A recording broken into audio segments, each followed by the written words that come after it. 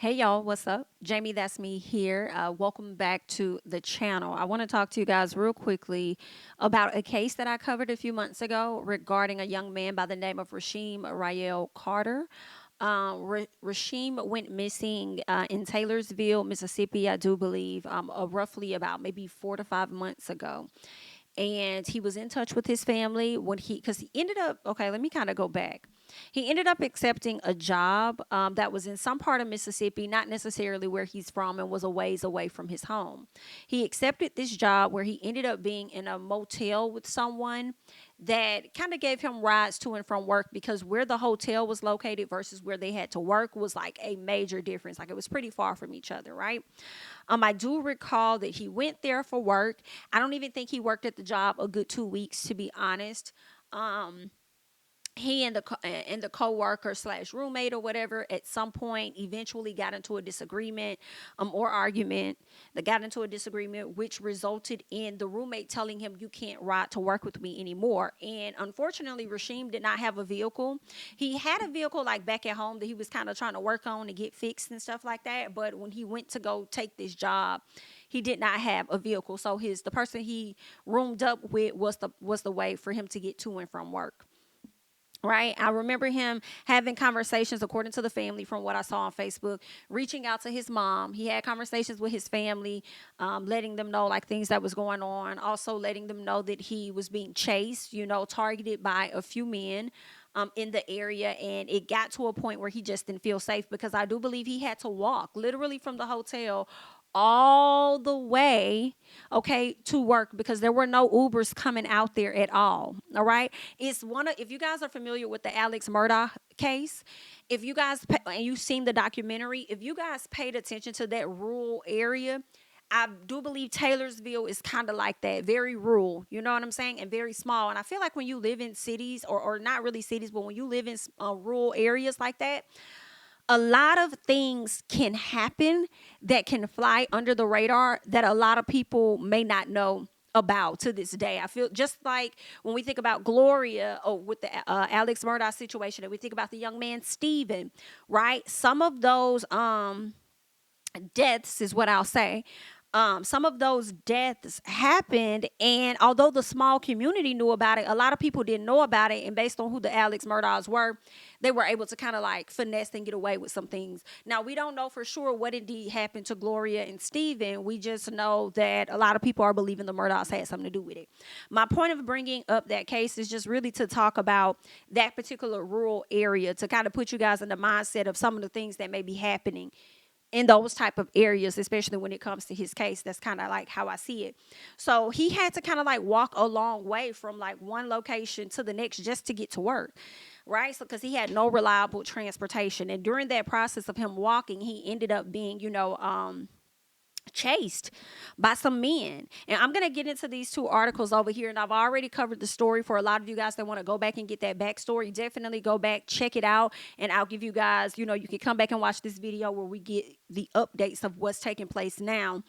But this case really bothers me. You know what I'm saying? Like, it grinds my gears. You know what I'm saying? Because I do personally, I don't know what is the fact, but this is just my opinion. Um, and I feel like it was racially motivated. I truly do. It makes me think about Ahmaud Arbery, just being in that area and then what happened to him. So that's what's making me think about this situation with Rasheem Carter. We don't know for sure what the details are just yet, outside of what, he's told us, or at least what he's told his family and things, and what his family is learning. So I don't know, but we're going to go through this article. But it just really grinds my gears that this happened to this young man, and he went to the police and he was telling them everything that he told his mom. He was trying to get help. The police was acting like they really couldn't help, for real, for real. His mom, I believe, was out of the state at the time working or something. So she was unable to get him, but she sent a family friend over to come and get him. And he sent his pen over to the family friend, his direct location of where to find him, where to pick him up at. And it just kills me so much, because I feel like they could have missed each other by just a few minutes, like just by a few minutes. And so once the family friend got down there to Rasheem, they did not see him. They could not find him. He was nowhere to be found, right? And so the family is believing that he was likely chased into the woods. And the reason why they say they believe he was chased into the woods was because I think, at least that's why what I believe why they're saying that is because there was an image that one of the so let me kind of say this. Let me fast forward and come back. Rasheem's body was found on someone's land, someone's property. Their camera that's on their property caught an image of Rasheem on their property. So I feel like the family is believing that he was chased in the woods on the day that he was expected to be picked up by a family friend. Once chased into the woods, I guess the camera did not capture anything else. And if it did, I don't think the family knew because I believe they only got a photo of it. I don't even think they got the full video of what happened, just a photo, right? And it kills me because I'm like, well, what happened to the photo? Could the photo likely be altered at this point? Could the photo likely be damaged at this point? Like, what has happened? And so with this situation, it just, like I said, it grinds my gears because I feel like he missed his family by like, just like a few minutes. Okay, he was chasing to the woods. We don't know what all the camera caught, and we don't know if the people that chased him into the woods, because he didn't even have a shirt on, right? So when he was chased into the woods, could he have been unalived at that moment, and could the cameras likely have caught it? Now, I cannot recall if I did some research on some stuff or if I saw some things online. I can't think that far back and remember, but what I can say is the land that he passed on, or the land that he was found on, is what I'll say. That landowner is connected to someone at the police station, someone at the sheriff's office or something like that. There's some type of family connection there. So I don't know what's so going on. Okay, but I definitely hope the family get to the bottom of it for sure. Now that they have gotten Ben Crump on the case, which I was really happy to hear about. So I'm like, okay, I talked about this a long time ago. The case is kind of moving forward, and now he's getting the national attention, in my opinion, on this particular case. Okay, shout out to the Neighborhood Talk, because that's where I saw them end up posting that particular piece, where I learned, like, oh my God, okay, so now they got a press conference, they got all of this. Okay, great, this is good.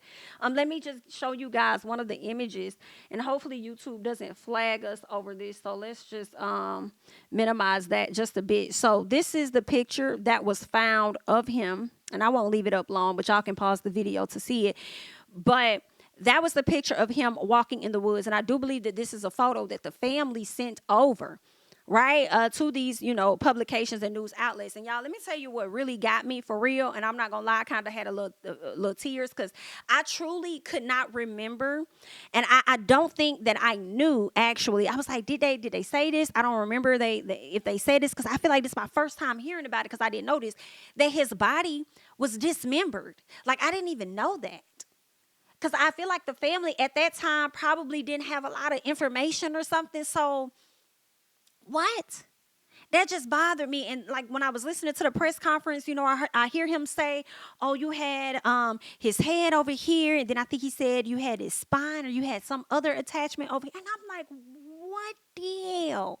So now the family, which is just chilling to me, are left with, girl, I can't.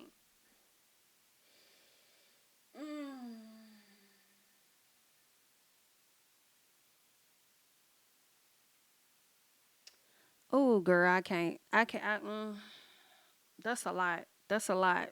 That's a lot. Like they are left with his skeletal remains. Whatever is left of his skeletal remains. Like, girl, it just send chills. Like, it's just like, what? That's wild to me. That's why I'm like, God, like, girl, you gonna have to come through. You gonna have to come through, girl. Get a justice, because this right here is crazy to me. And then what I knew at the time when I did the story, I heard from what I researched, that the sheriff's office, police, whoever are down there, they were saying that this was no foul play. But what I was looking at today is now they want to reel it back and say that they're not trying to rule it as foul play. Yeah, that's because we on your. All right, but let's go ahead and let's just get into this article. I gave you guys what I could recall of the story, but I'm going to get more into this article, and hopefully you guys can stay with me and follow me here. Matter of fact, let me see if I could just screenshot this real quick so I can put it up on the screen for you guys to kind of see. I'm not going to play the news clip. the news story. You guys are welcome to go. It's like 2 minutes. YouTube can act a little funny with that. So you guys are welcome to, look on YouTube and find the press conference and check that out. But I definitely want to put this up on the screen here. All right. And I do believe that is his mom standing there. So let's go ahead and get into this story. They're saying Rasheem Carter's mother said that before he disappeared in October, he called in a panic to say white men were chasing him in trucks and hurling racial slurs. I believe everything that boy told his mama. I truly believe, my personal opinion, most places that have a VILLE on the end and it's a rural area, that's exactly what you're going to get. Now, make no mistakes. They out here in the city too.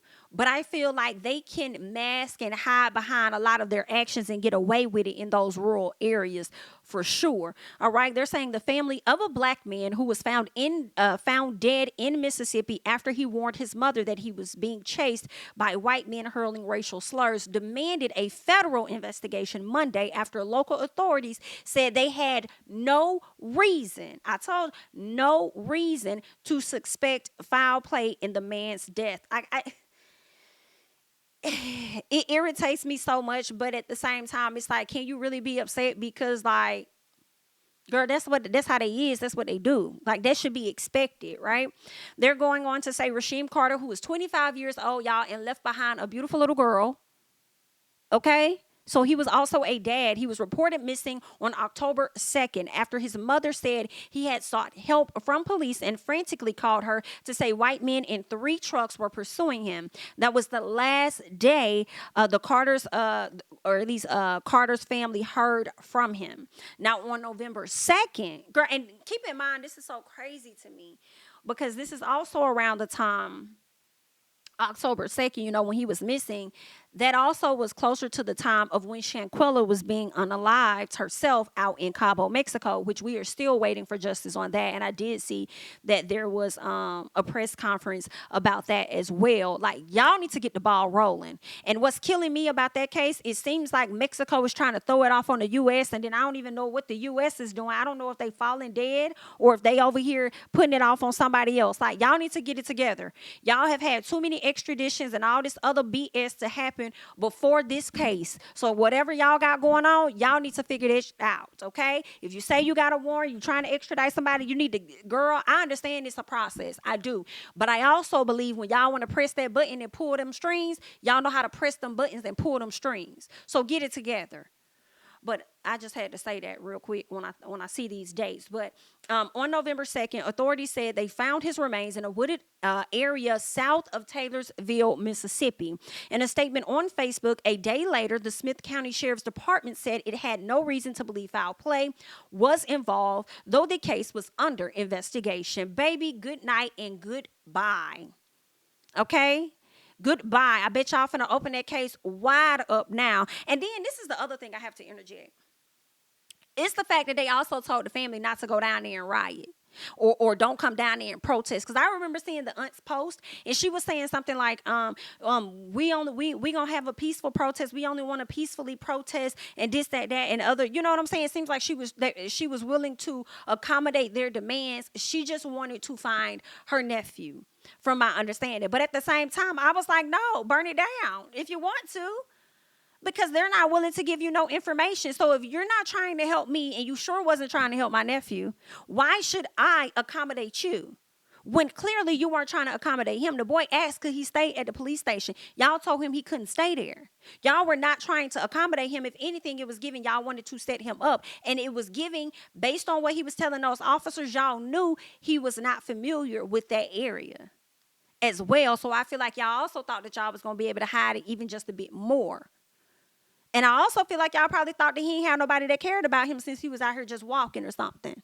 So, I mean, I don't know if the police had anything to do with it, but I'm not going to, girl, we're not going to rule them out is what we're not going to do. But let's go ahead and keep going, all right?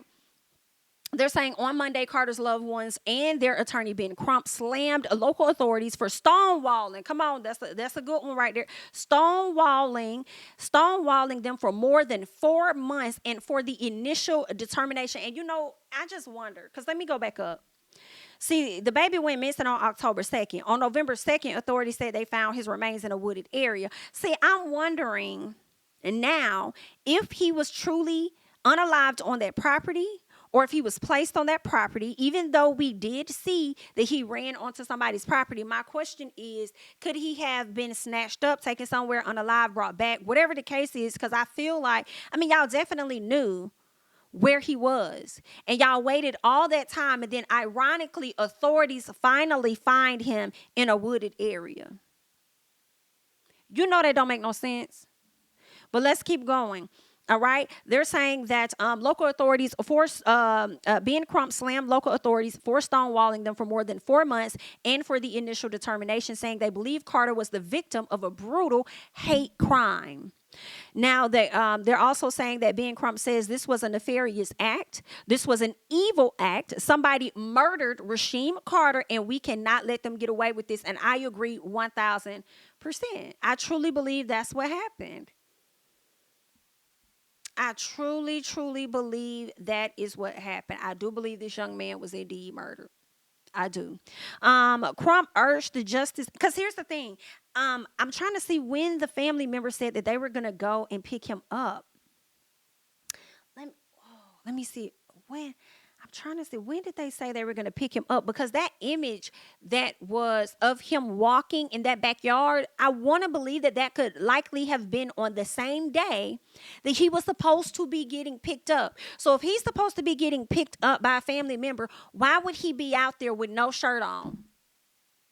With just ain't got nothing on, just out there.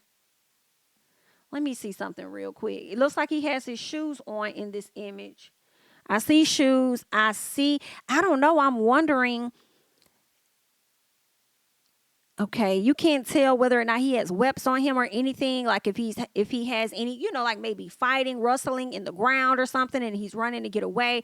Like I can't tell if he has anything on him based on how that sun is shining through the trees. So I'm not really sure. But based on this date here, it was, and it looks like the time says 4:32, which makes a lot of sense to me that somebody was likely coming to pick him up around that time on that day, because the family said that was the last day they heard from him. So, yeah. That's like, let's keep going. All right. So Crump urged the Justice Department on Monday to take over the investigation as a civil rights case, as he revealed photographs of Carter's skeletal remains, including his skull and some y'all, not all, some vertebrae.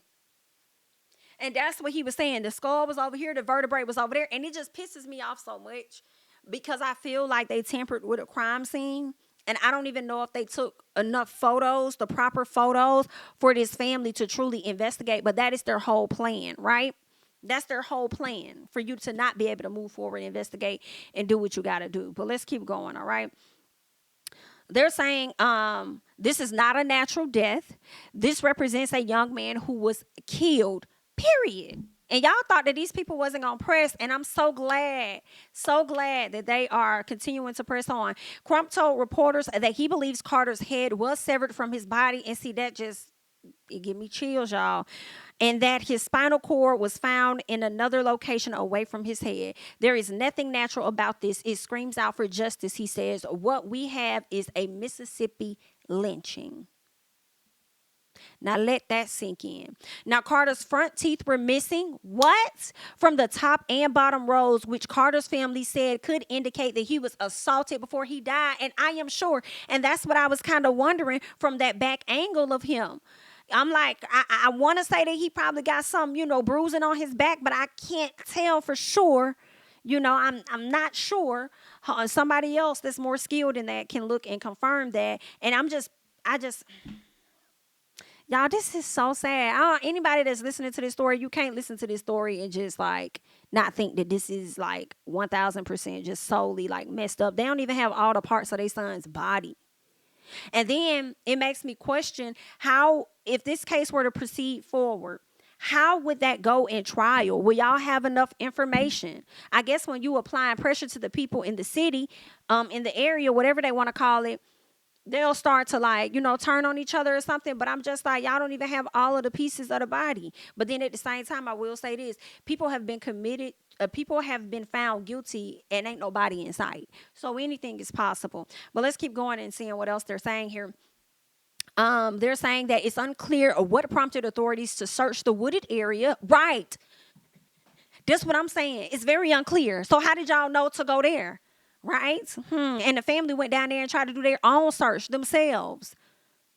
And I don't believe that the police was of any help when they did that. Of any help. If anything, what I learned was that they had nasty attitudes when they came down there. Hello? And didn't want them to protest or do none of that. But then y'all just magically stumble upon his body when it's likely nothing left, which means it's likely no evidence to prove that anybody in that area did any harm to him. So now y'all could just write it off like y'all may always do and think that these black people just gonna back down or something. Like, girl, what?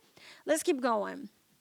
They said it's unclear what prompted authorities to search the wooded area or what led them to determine initially that foul play was not suspected. That's what I'm saying. The Smith County Sheriff's Department did not reply to requests for comment, and we bet that y'all didn't, but we'll have a follow-up shortly. The Laurel Police Department, which put out Carter's missing persons report, worked on the case early on after Carter's family asked for assistance, okay?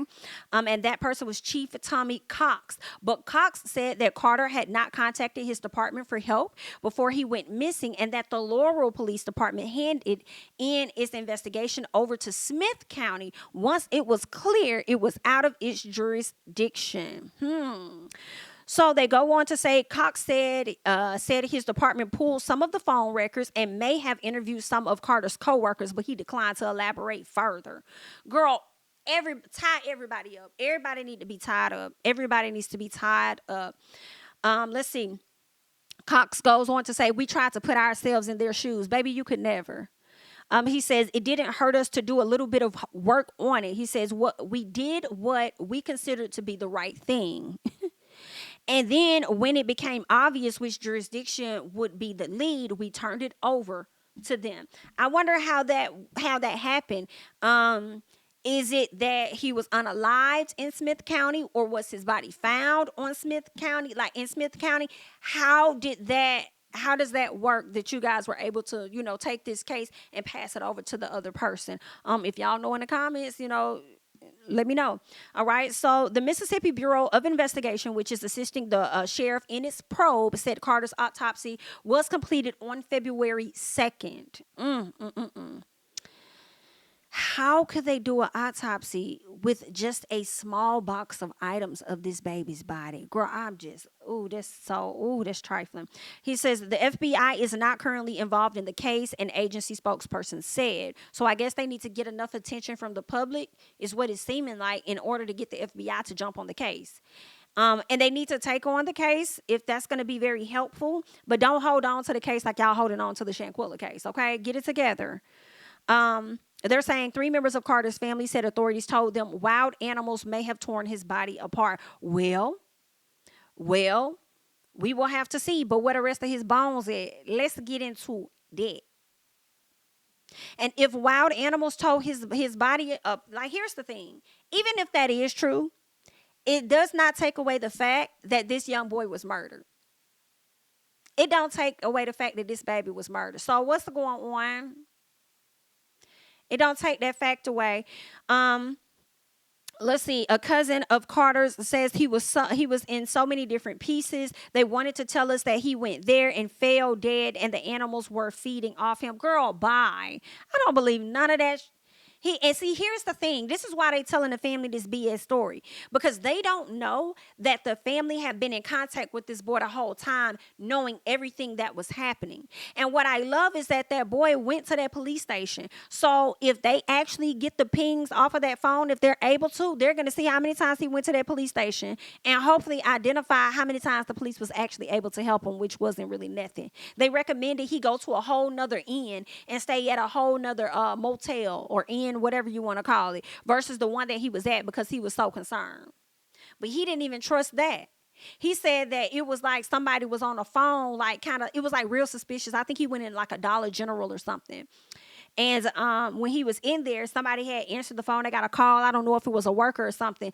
And it seems like the person was giving them tea to let them know, like, oh, he's in this store. And it's not hard to point him out. He probably was like the only black person in town for real, anyway, for real, you know. And so the person was like on the phone, like not really saying much, but like, yeah, mm-hmm, he's here.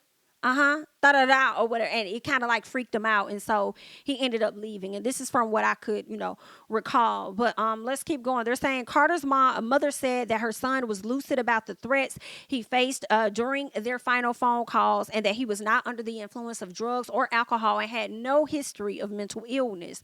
She had doubts her son's death was an accident even before she saw where his remains were found. When I went on the scene, the Holy Spirit hit me and said, "This is foul play." I knew then somebody had done something to him. And you know what kills me about this? What kills me about this is the fact that it's a strong possibility because, one, we don't know who did this to him, but we believe that somebody did do this to him. What kills me is the fact that the person that did this to him could have likely been on scene when they had this conversation with this lady about her child. Because, girl, that's how they be. But anywho, and if they didn't do it, they probably had something to do with it. So that's just what I'm alleging and what's in my mind. That's my opinion. But let's keep going. Carter was a welder from Fayette, Mississippi, who was in Taylorsville, about 100 miles away from his home, working a short-term contracting gig. His mother said he was saving money to reopen his seafood restaurant, which closed during the pandemic, and which was named after his 7-year-old daughter. Okay. She says that was his goal. That was why he went back out to work. Okay. But while he was at the job site in October, Carter had a disagreement with at least one coworker and fled, fearing for his life. All right. He said, "I got these men trying to kill me," is what the mother said. She advised Carter to go to the nearest police station for help, but eventually lost contact with him. Carter's family and friends led their own search parties until his remains were discovered. "I never imagined going on living without my child," says his mom. "When I lost my son, I lost a part of me. I'm so sorry. I am so sorry." They go on to say Carter's loved one said he worked hard to provide for his daughter, paid for her private school tuition, and made his friends and family proud. He kept all his promises. He called every day. They stayed on the phone for hours like teenagers. Every day she brings him up. Okay.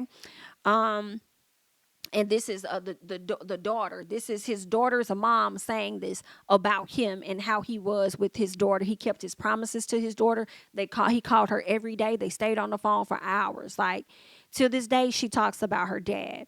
Let's go on and see what else they're saying. Looks like Tiffany Carter pledged to continue fighting for answers. They thought this was going to be a and that's what I said. That's what I just said. Didn't I just say that? She says they thought this was going to be a child no one cared anything about. They're clearly mistaken because he was somebody. I know that's right. I know that's right, ma'am. That's exactly what I'm saying, girl. They thought they was just gonna be able to just throw something out there and think it was just gonna fly. Not here. Let's keep going. So after facing backlash, Mississippi sheriff now says he hasn't ruled out foul play in Rasheem Carter's death. Let's keep going. They say a Mississippi sheriff said Tuesday that he has not ruled out the possibility of murder in the case of Rasheem Carter, months after initially saying there was no reason to suspect foul play in the black man's death. But you was just saying that it was no foul play. And now we seeing how foul you play. You want to sit up here and say that you're not ruling it out. I bet you not. Let's keep going. So Carter, who was 25, was found dead, as we just went through the entire story. He was found dead last fall after he warned his mother that he was being chased by white men that were hurling racial slurs at him. Let's see if there's anything new that they're letting us know. Okay, nothing new. We pretty much went through the entire article. The only thing is that, well, wait a minute. What did she say? I saw something about GPS coordinates. I kind of want to go back to that, just a brief, okay? Houston said police ruled. Let's keep going. Okay. Maybe I didn't get everything. 1 second.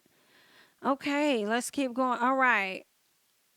While Rasheem was at the job site, we talked about him getting into a disagreement. They're saying on Tuesday, the sheriff said his department interviewed everybody involved with Carter's last job, including 4 to 5 people Carter had mentioned to his mother as possible threats. Houston said police ruled them out after determining through phone records and GPS coordinates that their devices were nearly 100 miles away from Taylorsville at another job site when Carter was last seen alive. Okay. So there's that. The sheriff said Carter's colleagues and supervisor mentioned in their interviews that Carter had not been himself for about a week before he went missing. They said his whole demeanor had changed. They weren't sure what was going on. They just said he kept to himself more. He usually joked around, and in the last week or so, they weren't able to do that. All right. Houston said Carter had a couple of verbal altercations with at least one coworker, but the sheriff did not say what the disagreement was about or whether the altercation prompted Carter's behavior change. Carter was last seen captured on a private landowner's game camera out in the woods on October 2nd after 4:30 p.m. Houston said, adding that he was the only person spotted in the footage, which is also questionable because whoever this is familiar with the property too. I'm not saying it's the homeowner. I don't know, but whoever it is could be familiar with the property enough to know to not go over there to, implicate themselves. But here's the other thing. Was he really the only person? Because again, the family only got the photos. The family didn't get the video, so they don't know what the hell was on there. Okay. Now, the sheriff said the property owner passed the image along to police when he found out about it in mid-October. Houston said it took about 2 weeks to search several hundred acres using cadaver dogs. Along with the Carter's scattered remains, authorities found inside his blue jeans some cash, bank cards, a driver's license, a vape, and a phone charger, though they never recovered his phone. But here's the gag. I would want to believe that you could likely still get access to his records without that phone and get access to his PIN without that phone, and then also be able to locate where that phone was taken, all the pins that it hit after that, unless they cut the phone off completely. Okay. And here's another thing. You can't use the theory that he was robbed because cash, bank cards, driver's license was still found on him. Okay. All of that was still found on him. Let's keep going. The sheriff's department has submitted a search warrant to Google to determine whether any devices pinged in the area where Carter's remains were found around the time he went missing. It's a last straw type of deal to determine if anyone else was with him or not. It's not uncommon to use this tool. However, the process has been going on since mid-November. Houston said, and the department has had to revise, narrow down, and resubmit their requests several times, including most recently last week. Let me go up and see. Okay. But who is Houston? Y'all never labeled exactly who Houston is. So the last portion y'all talked about was, okay, that is the sheriff. All right. That's what I thought. Okay. So let's go back down and see what else they're saying. Child, this is crazy. Houston said that he welcomes the Justice Department's involvement and that he wants justice for Carter's family just as much as the family does. I bet you do, baby. The Carters disagree. All right. 3 members of the family said authorities told them wild animals may have torn his body apart. All right. So yeah, that's pretty much where the story kind of ends, right? So I'm with the family where they say, like, yeah, we disagree with you. You saying that you want them to get just as much justice, baby. You weren't really trying to do nothing until you start seeing this hit national TV, and people probably was calling down there to the sheriff's office and stuff trying to find out what's really going on. Or you probably start having people go down there trying to do a little bit of protest, and you seeing how much attention you get, and now you want to sit up here and welcome it. Okay, now you may not have done anything, but you might be privy to a few things. And if that is the case, I want people to understand those folks that were involved, baby, he gonna sell y'all up the river. And that's just what that is, and as he should. Period. Okay, so those are the latest details regarding this case on this young man. Rasheem Carter, y'all. It's a really sad story. I'm glad that they have the right people in place to help them get the attention that they need to get when it comes to this young man's case. Because, girl, this is some crazy stuff right here, okay? But I want you guys to go ahead and let me know in the comments, have you heard about this? Are you familiar with this? Leave your thoughts and comments about any new details that you guys may be familiar with. And yeah, that's all that I got, all right? I'm Jamie, that's me, and I will catch you guys in the next one. Bye-bye.